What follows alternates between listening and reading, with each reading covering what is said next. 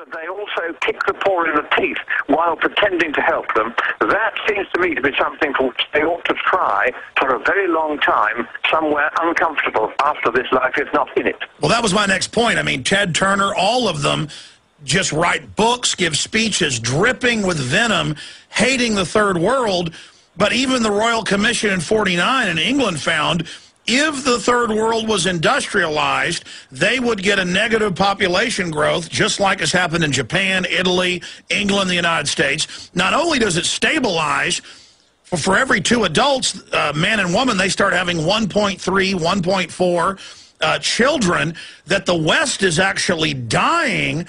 And the UN admits the third world's going to stabilize 2020 at about 8,200,000,000. So they know by deindustrializing the first world, by freezing industrialization in the developing world, that it's a death sentence and it will hurt the environment. They don't care. They want to control everything. They are villains. Your comment?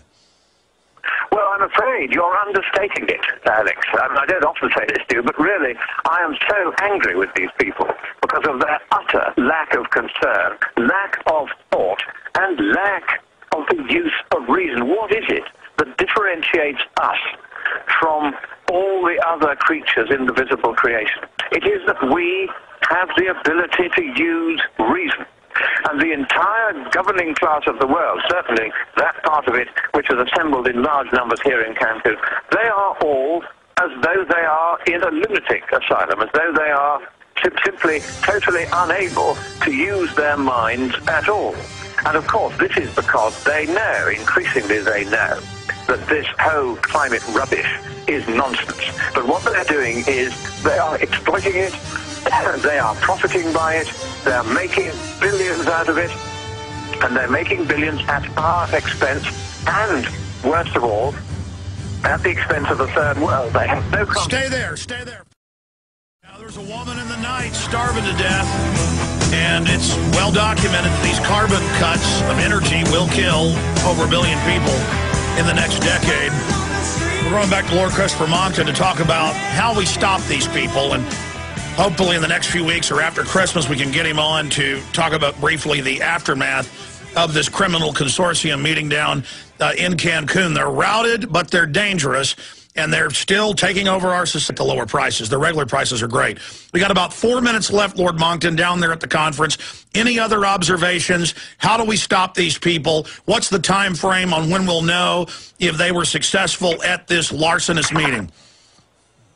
Right. In the next 2 days, we should hear whether or not they've come to the agreement I expect them to come to, and I've outlined the main points of that. Huge expansion of bureaucracy, huge expansion of taxation of the West by the UN, huge growth in the Secretariat of the UN Framework Convention, which now has its own army, it has its own troops, effectively. You see them now wherever you go, these UN security people who are pretty nasty types. They're all ex-mercenaries as far as I can see. You know, this is growing into a kind of super state which exists wherever it decides to land and hold a conference. The way we stop it, I think, is by the US and 1 or 2 other leading countries, once we have a Republican president again who starts taking interest in standing up for the US rather than trying to destroy it. And I hope you'll forgive me if I say that about your present president, but it is very sad to see what he's been doing. Well, he's not our president. He's a total globalist miscreant, but go ahead. Well, so what I'm saying is I think that what we now need to do is for America needs to leave the UN.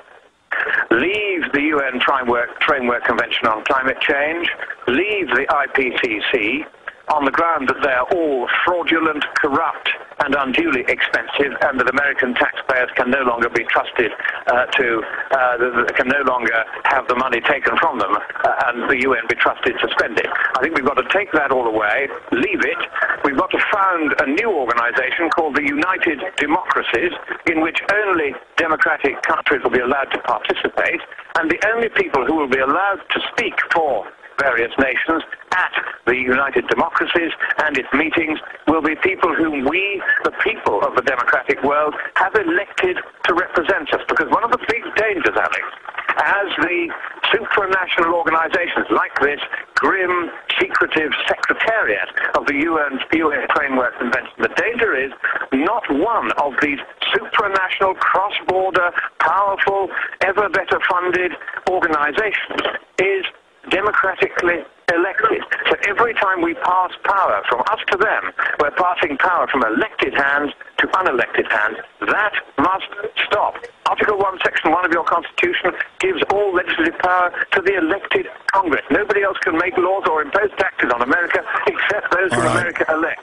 Let that be the rule at international level as well. Absolutely, Lord Monckton. Taxation without representation. No more legislation without representation.